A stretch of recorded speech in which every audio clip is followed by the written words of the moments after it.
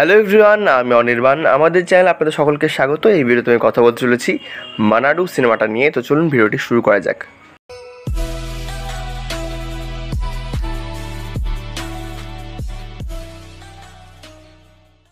তো মানাডু সিনেমাটা একটা science fiction political action thriller cinema এবং এটি ডিরেক্ট করেছেন ভেঙ্কট প্রভু আর মুখ্য চরিত্রে রয়েছেন সিলাম্বারাসন আর এস.জে. সুরিয়া। তো এই ছবির গল্পটা আব্দুল খালিক একজন এনআরআই, সে দুবাই থেকে উঠিতে যাচ্ছিল এবং পরপর কিছু ঘটনা ঘটে, যার ফলে আব্দুল বুঝতে পারে যে সে একটা টাইম লুপের মধ্যে ফেসে গিয়েছে এবং তার সাথে একটা ঘটনা ঘটছে। তো এরপর কী হবে এই নিয়ে সিনেমার গল্প। আমি এর থেকে বেশি কিছু বলতে পারছি না, মানে গল্পটা নিয়ে। তো আমি যদি সিনেমাটার ব্যাপারে বলি একটা লাইনে, তো বলবো এটা বেশ একটি ভালো সিনেমা। তার প্রথম কারণ এই যে এখানে টাইম লুপের কনসেপ্টটাকে বেশ ভালো ইউজ করা হয়েছে এবং সাথে একটা মাইথোলজিক্যাল টাচও রয়েছে।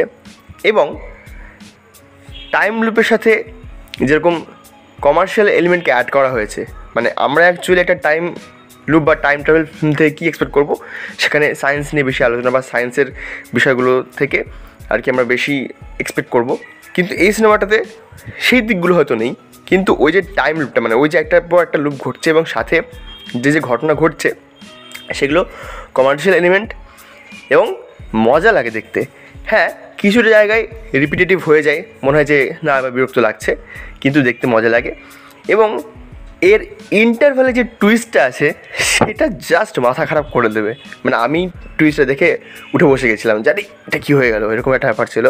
তো মাত্র 2 ঘন্টা 27 মিনিটের একটি সিনেমা, আপনারা নিশ্চয়ই সিনেমাটি দেখুন এবং আমি বলবো যে মজা পাবেন, কারণ এখানে প্রত্যেকের অভিনয় খুব ভালো।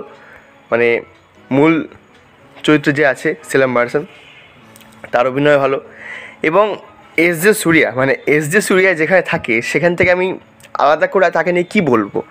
তিনি যখন থাকেন তখন মানে আর কোনো দিকে তাকাতে হয় না, শুধু তাকিয়ে আমরা তাকিয়ে দেখি যে বাপরে হ্যাঁ এই লোকটা অভিনয় করছে।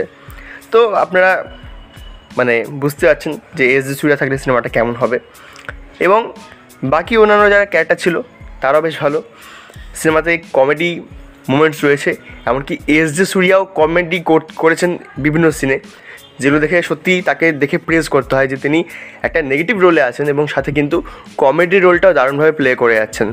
তো এই সিনেমার বিভিন্ন টেকনিক্যাল দিকগুলো খুব ভালো এবং এর মিউজিক যেটি দিয়েছেন ইউহান শঙ্কর রাজা, মিউজিকও ভালো। আর অ্যাকশন সিকোয়েন্সগুলো ভালো লাগবে, যেহেতু এখানে সায়েন্স আর কমার্শিয়াল এলিমেন্ট দুটোই আপনি পাচ্ছেন, তাই জন্য আপনি মজাটাও পাবেন এবং আপনার দেখতেও ভালো লাগবে। আর এটার সিকুয়েলও নাকি আসার কথা রয়েছে, তো জানি না সেটা কবে সম্ভব হবে। তো এই ছিল আমার রিভিউ। ভিডিওটি ভালো লাগলে লাইক করুন, কমেন্ট করুন, শেয়ার করুন আর সাবস্ক্রাইব করুন। ধন্যবাদ।